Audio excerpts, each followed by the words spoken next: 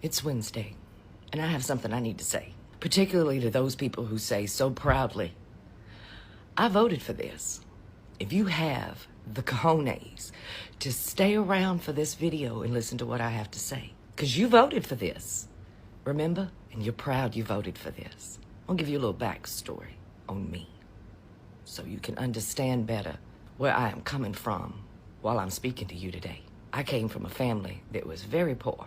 Generational poverty. I had a mother who had a mental illness, but we didn't have health insurance. And back then, in the late 80s, early 90s, there wasn't access to mental health care like there is today. And there's not really good access to mental health care today. We can all agree on that, right? Growing up in my home with an abusive parent who was mentally ill, I had PTSD from that, from the abuse of living with somebody who was mentally unstable.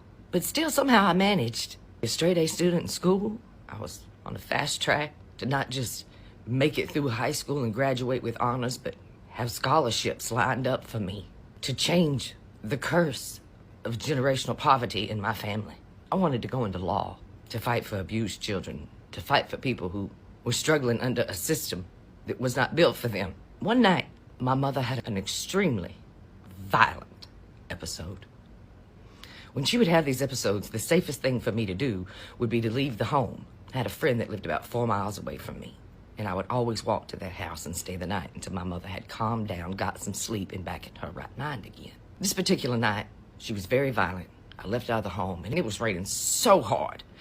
It was like the heavens had opened up to release a flood. And I was walking. The car pulled up to offer me a ride. This had happened many times before. I never got in the car with anybody, but it was pouring down rain. These two individuals, well-dressed, they looked well-to-do. They explained to me that they were part of a church. They ran a youth group. They had children of their own, they said, that were currently off traveling around the globe to help other unfortunate children. Missionary work.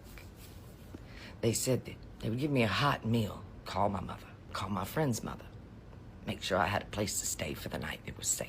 I got in the car. That was the last thing I remembered until I woke up, chained up in a basement. We still to this day don't know how long I was in that basement before I got free. We still to this day don't know how I got free. I don't remember. My mind broke so severely that I didn't know who I was when people found me naked and bleeding and bloody on the side of the road.